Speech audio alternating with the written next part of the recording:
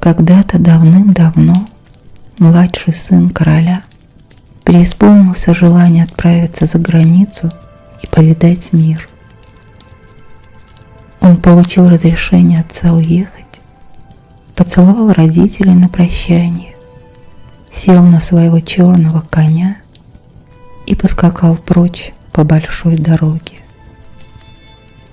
Вскоре серые башни старого замка, в котором он родился, остались далеко позади. Принц продолжал путь, проводя дни в путешествиях, а ночи в маленьких придорожных гостиницах, пока однажды не оказался в самом сердце адамантовых гор. Огромные скалы из красного гранита поднимались из сверкающего снега, как уродливые пальцы, а склоны гигантских ледников сверкали на солнце, как потоки алмазов. Принц сел под чахлыми деревьями, верхушки которых давно были обломаны лавиной, и начал есть кусок хлеба с сыром, последние, которые остались у него из припасов. Его черный конь тем временем поедал траву, которая росла тут и там вдоль горной тропы. И пока принц сидел там на ярком солнце, упиваясь тишиной гор, он услышал низкий непрерывный рев. «Где-то поблизости должен быть водопад», — сказал себе принц. «Я пойду и посмотрю на него». Бросив еще один взгляд на своего коня, который наслаждался свежей травой, принц поднялся по склону горы в направлении звука. Он взбирался все выше и выше, шел то в одном направлении, то в другом, но звук не становился ни громче, ни слабее. Внезапно принц понял, что он безнадежно заблудился. Маленькая тропинка, по которой он шел, полностью исчезла, и он не имел ни малейшего представления, в каком направлении она пролегала. Принц громко позвал своего коня, но только горное эхо насмешливо ответило ему. Наступила ночь, и принц укрылся за большой скалой. Весь следующий день он пытался найти тропинку, но напрасно. Он очень проголодался и замерз. Время от времени слышался рев водопада, который, казалось, становился все громче. Прошел еще один день, и еще. Принц слабел все больше и больше. Он знал, что приближается к загадочному водопаду, ибо шум воды теперь был просто оглушителен, и небо, и земля были полны его рева. Наступила третья ночь, и полная луна торжественно взошла над подкрытыми снегом вершинами одиноких и таинственных гор. Внезапно принц, идущий почти вслепую, пошатываясь, прошел по узкому проходу между двумя расколотыми скалами и оказался лицом к лицу с невероятным зрелищем. Он стоял на заснеженном полу огромного амфитеатра, стены которого представляли собой крутые склоны огромных гор. Дальняя стена этой импровизированной чаши казалась гигантской черной пропастью, над которой шумно текла широкая река, сияя в ночи, как разлив океана расплавленного серебра.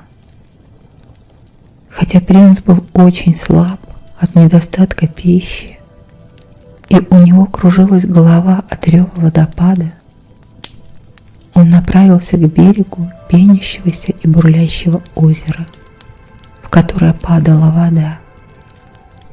Велико же было его удивление, когда он обнаружил, что разлив этого озера исчезает в земле через длинное низкое отверстие в скале за водопадом. Еще больше юноша изумился, когда увидел удивительный разноцветный свет, идущий из пещеры.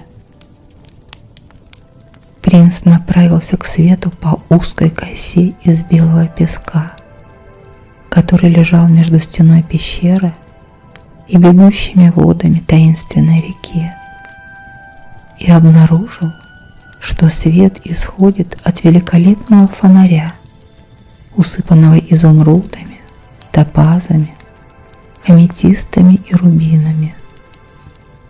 Фонарь свисал на цепи с крыши грота.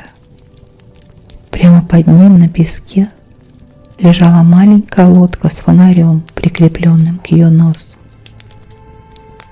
Принц толкнул лодку в реку, сел в нее, и быстрое течение подхватило их и унесло прочь. Сначала пещера становилась все выше и шире, затем она снова уменьшилась, и лодка, несомая с невероятной скоростью, устремилась по скалистому проходу в самое сердце земли. Проход снова расширился, и лодка мягко проплыла через чудесные пещеры, крыши которых поддерживались витыми колоннами высотой выше самого высокого дерева. Были моменты, когда все было так тихо, что принц легко мог представить себя снова в уединении гор. Но иногда рев подземной реки становился настолько оглушительным, что принц опасался, как бы он не приблизился к краю подземного водопада. Много часов прошло. Принц не знал, была ли сейчас ночь или день.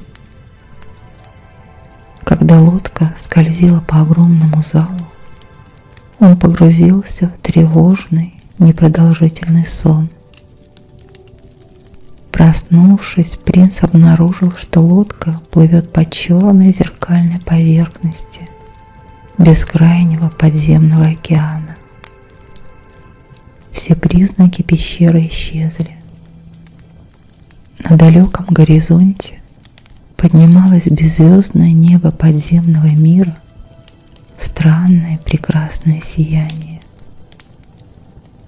Пока принц смотрел на зарево, лодка попала в новое течение, и ее быстро понесло к свету. При приближении свет стал таким ярким, как будто взошло большое золотое солнце. Лодка прошла между двумя гигантскими мраморными колоннами, поддерживающими огромные хрустальные шары, наполненные золотым огнем. И принц оказался в гавани земли фонарей. Перед ним лежал город, странный золотой город, окаймляющий берег огромной полукруглой бухты. Поскольку в центре земли не было ни солнца, ни луны, людям приходилось постоянно зажигать огни. И так много там было фонарей, и такими они были большими, что в городе было светло, как днем. Край гавани был отмечен рядом золотых фонарей, а на улицах через каждые 6 шагов стояли яркие фонари.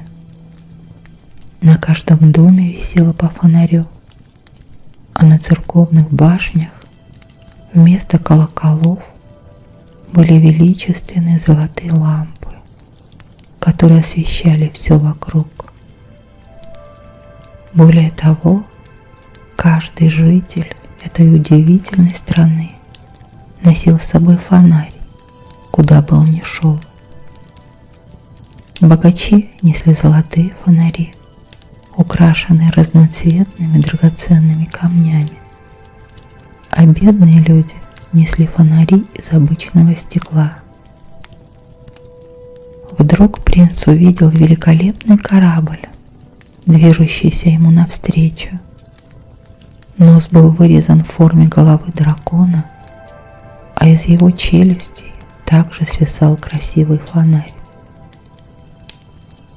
Охваченный голодом и усталостью, бедный принц упал без чувств на дно своей маленькой лодки. Когда же он снова пришел в себя, то лежал между простынями из белейшего, тончайшего льна на огромной кровати с балдахином в комнате королевского дворца. Благодаря заботам обитателей замка принц вскоре восстановил свои силы. И когда он полностью пришел в себя, его вызвали на аудиенцию к королеве страны фонарей. Королева оказалась очень красивой молодой женщиной в чудесной короне фонаря и восседала на троне из черного дерева. По обе стороны от трона стояли высокие солдаты, одетые в алые одежды, и держали длинные посохи из черного дерева, увенчанные круглыми фонарями с золотым пламенем внутри. Принц опустился на колено и поблагодарил королеву за ее доброту и гостеприимство. «Вы первый незнакомец, пришедший в страну фонарей за 1000 лет», — сказала молодая королева. «Если это не слишком большая просьба, скажите, пожалуйста, как вам удалось найти реку подземного мира?» Принц сказал ей, что он сын короля, и описал все свои приключения в горах. Королева была рада услышать о его знатном происхождении, потому что она влюбилась в прекрасного незнакомца с первого взгляда. Прошел месяц. Принц оставался гостем во дворце. В его честь устраивали всевозможные празднества, веселые танцы, маскарады, пикники и театральные представления. Однажды принц и королева в сопровождении небольшой группы придворных поехали к границе страны фонарей. Влюбленные поскакали впереди группы и достигли небольшого холма, за которым больше не было освещения. Впереди них холмистая земля, уходящая все дальше и дальше от света, становилась все темнее и темнее, пока наконец не погружалась в вечную ночь подземного мира. Принц посмотрел на королеву и увидел, что она плачет. «Любимая, почему ты плачешь?» — спросил юноша, которому было грустно видеть слезы в прекрасных глазах своей дамы. «Я плачу при мысли, что, несмотря на нашу любовь, мы скоро расстанемся навсегда», — сказала королева. «Расстанемся навсегда? Дорогая леди, что ты имеешь в виду?» — спросил встревоженный принц. «Жестокая судьба нависла над нами», — сказала королева. «Знай, дорогой принц, что я обещана в жены чародею Драгонделю, и что ровно через 8 дней он придет сюда, чтобы потребовать моей руки». «Чародей Драгондель? Да кто он такой?» — спросил принц. «О, — сказала королева, — чародей Драгондель — самый могущественный волшебник всего подземного мира. Он очень жесток и коварен, и всегда одет в черные одежды. Мы встретились на балу, который давал король гоблинов. Драгондель весь вечер одаривал меня комплиментами, а через несколько дней в порт земли фонарей Внутри была железная лодка, на борту которой находился гигантский синий пес, младший брат Драгонделя. Это ужасное животное, от вида которого люди земли фонарей с криками разбегались, пробралась во дворец и уронила к моим ногам шкатулку, украшенную драгоценными камнями, которую он нес в зубах. В шкатулке содержалась просьба Драгонделя о моей руке, и он добавил, что если я откажу ему, он выпустит легион призраков и других крылатых духов, которые уничтожат все фонари в нашей стране. У меня было видение земли фонарей во тьме, моих бедных подданных, умирающих от страха и голода. Вместо того, чтобы позволить этому видению сбыться, я приняла предложение чародея.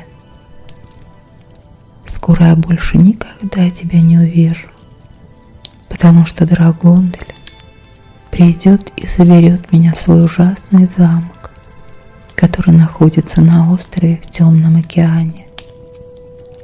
И ты никогда не сможешь спасти меня, потому что Драгондель так околдовал волны, что на море образуется ужасный водоворот, когда лодка приближается к заколдованному замку и поглощает ее. «Но я могу сразиться с Драгонделем», — храбро ответил принц. «Это бесполезно», — ответила королева, «потому что ты превратишься в камень в тот момент, когда скрестишь с ним меч. Завтра прибудет синий пес, чтобы напомнить мне о моем долге и отвезти на остров некоторых дворцовых слуг, которые должны подготовить замок Драгонделя к моему приезду». Когда подъехали остальные члены отряда, королева промокнула глаза носовым платком, чтобы они не заметили ее слез. Принц и королева чувствовали себя очень несчастными, когда возвращались домой. На следующий день прибыла железная лодка чародея, и синий пес, который был размером со льва, отправился во дворец королевы и велел ей готовиться к предстоящей свадьбе. Затем дюжине слуг королевы было приказано отправиться с синей собакой в замок Драгонделя. Среди этих слуг был и принц, переодетый поваренком, так как он решил посмотреть, нет ли какого-нибудь способа спасти молодую королеву от злого волшебника. Их лодка уже почти приблизилась к острову, но в зачарованном море не образовалось страшного водоворота. Наконец судно достигло мрачного замка Драгонделя. Он стоял на вершине высокой одинокой скалы, а крутые склоны которой вечно пенились и разбивались волны подземного океана. Дворец был наполовину разрушен и очень плохо освещен. Принц занял свое место на кухне и стал искать возможность предотвратить брак Драгонделя и королевы. Однако в течение 4 дней драгоценной недели бедный парень был так занят готовкой и приготовлением выпечки к приезду невесты, что у него не было ни минуты для расспросов и исследования замка. В утренние часы 5-го дня снаружи раздались ужасные стоны и рев, и повара бросились к окнам кухни. Несчастная рыбацкая лодка, которая подошла слишком близко к замку, была подхвачена ветром, образовался заколдованный водоворот и утащил рыбаков в бездну океана. Мгновение спустя водоворот исчез, а вода продолжала реветь и пениться. Принц вздрогнул. «Такова была бы и ваша судьба», — сказал главный повар, «если бы брат нашего хозяина не носил с собой талисман, который управляет водоворотом». «Талисман? Какой талисман?» — спросил принц. «В виде золотой руки», — ответил главный повар. «Боже мой, должно быть, это огромная рука, чтобы успокоить такой водоворот», — спросил принц. «Да нет», — ответил повар. «Эта волшебная рука всего лишь размером с детскую ладонь. Я видел ее много раз. Хозяин носит талисман в кармане и кладет под подушку, когда спит. Позже, когда работа была закончена и все легли спать, принц в надежде украсть талисман попытался пробраться в спальню Драгонделя. Но когда он дошел до подножия лестницы, ведущей в комнату чародея, то обнаружил, что ее охраняют две черные пантеры, которые смотрели на него угрожающе, наглыми черными глазами и били длинными хвостами по полу. Принц вышел на улицу, чтобы посмотреть, есть ли какая-нибудь надежда подняться в комнату вдоль внешней стены, и понял, что окна комнаты Драгонделя находятся на отвесной скале, которая на 1000 футов уходит в темное море. Далеко-далеко принц увидел зарево земли фонарей. Ему оставалось совсем немного времени, чтобы спасти свою любимую королеву. Когда он бродил с болью в сердце вокруг замка, то увидел маленькую черную кошку, которая бешено бегала взад и вперед по краю расщелины, из которой доносилось настойчивое, несчастное мяуканье. Бедная кошка пыталась спасти своего котенка, упавшего между камнями. Рискуя самому разбиться вдребезги, храбрый принц спустился с обрыва, спас котенка и вернул его встревоженной матери. «Спасибо тебе, храбрый юноша», — сказала старая кошка. «Может быть, когда-нибудь в моих силах будет помочь тебе, как ты помог мне». «Ты можешь помочь мне прямо сейчас», — сказал юноша. И он рассказал кошке, кто он такой, зачем пришел в замок и о своем желании завладеть талисманом. «Я помогу тебе достать талисман», — сказала кошка. «Пантеры позволят мне пройти, потому что они мои родственники. Но ты должен сделать другую маленькую золотую руку, чтобы заменить ту, которую я украду. Потому что если Драгондель потеряет золотую руку, он призовет своих демонов, чтобы найти ее, и мы с тобой погибнем. А теперь иди на кухню, вырежь маленькую ручку с сомкнутыми пальцами, позолоти ее золотой пыльцой, которую тебе дали для присыпки глазури тортов, и принеси мне ее завтра вечером в этот самый час». Принц работал все оставшееся время, вырезая и золотя маленькую руку, а на следующий вечер он отдал ее кошке. Кошка взяла золотую ручку в рот, как мышь, спокойно прошла мимо пантер и вошла в комнату Драгонделя. Ей уже удалось вытащить настоящую руку из-под подушки волшебника, когда Драгондель проснулся.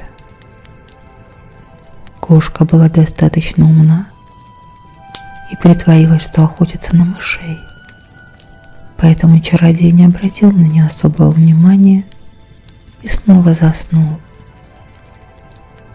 Однако, когда кошка снова забралась под кровать Драгонделя, две руки лежали рядом, и она не могла вспомнить, какая из них была талисманом, а какая фальшивой рукой. Поэтому, поскольку времени практически не оставалось, нужно было действовать быстро, и она сунула одну руку под подушку, а другую принесла принцу и рассказала о случившемся. И вот настал 7-й день. День, когда Драгондель, Синий пес и все друзья злого чародея должны были отплыть в страну фонарей для церемонии бракосочетания. Железный корабль, украшенный 1000 маленьких алых фонариков, стоял готовый к отплытию. Чародей и его компания сели, и судно покинуло остров. Принц стоял, наблюдая за кораблем с вершины утеса. Страшная тревога была в его сердце. Если бы Драгондель все еще обладал истинным талисманом, он благополучно пересек бы водоворот и женился на прекрасной королеве страны фонарей. А судно все продолжало движение. Оно уходило все дальше и дальше от острова. «Все потеряно», — подумал принц с замиранием сердца. У Драгонделя настоящий талисман. И в своей горечи он был готов бросить маленькую золотую руку, которая лежала у него в кармане, в океан. Но внезапно воздух наполнился ужасным стоном. Море забеспокоилось, водоворот пробудился. И принц увидел, как красные огни корабля-чародея закружили все быстрее и быстрее, пока не исчезли навсегда в водах мрачного моря. Что касается принца, то он вскоре нашел другую лодку и, взяв с собой настоящий талисман, а также своих товарищей-слуг, черную кошку и ее котят, вернулся в страну фонарей, где женился на прекрасной королеве и жил там долго и счастливо.